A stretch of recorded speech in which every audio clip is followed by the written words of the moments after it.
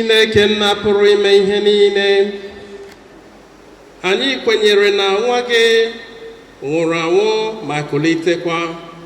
Anyị na-arịọ arịrịọ maka nwa odibo gị bụ Marcera Ogoma Ojuah, onye nke nwụrụ n'ime Kristi, kulite ya n'ụbọchị ikpeazụ ka o soro keta oke na ebube Kristi, onye siri n'ọnwụ kulie.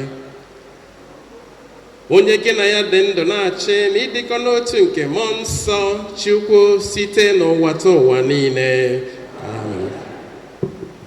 Ndonu ka na obi Chukwu gbaa unu ume n'oge dị otu a. Onye nwe anyị ji umeala arịọ ebere gị, were obiọma nara mkpụrụ obi nwa odibo gị bụ Marcera Ogoma Ojuah. Mekwara ya ebere ọ bụrụ na o mehiere site na-adịghị ike nke anụ ahụ, biko gbaghara ya, tọpụ ya n'agbụ niile nke ọnwụ ka ọ gafee na ndụ ebighị ebi. Anyị na-arịọ gị ihe ndị a site na Kristi onye nwe anyị.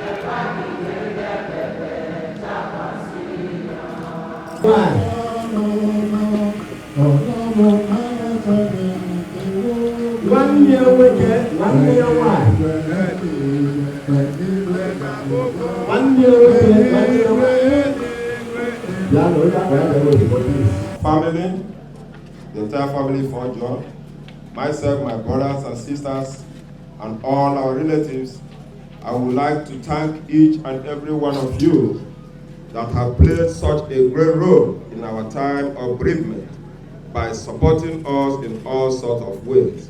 We really appreciate you all. May God continue to keep each and every one of you growing from strength to strength. Our mother meant so much to many people. She was a great woman. We all will definitely miss her so much. May her soul rest in perfect peace. Amen. Thank you all. Signed, Anselm and Anselm for the family.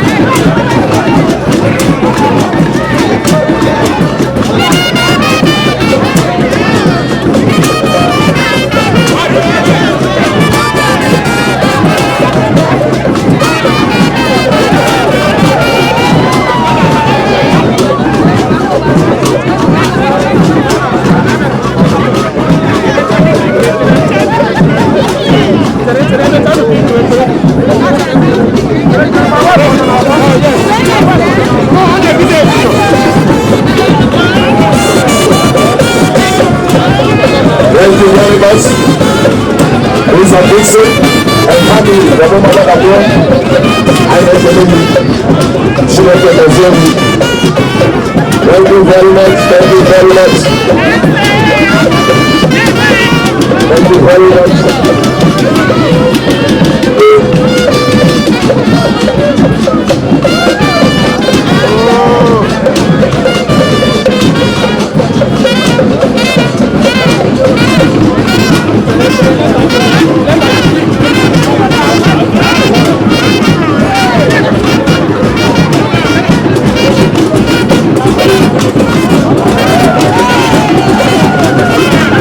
I want to You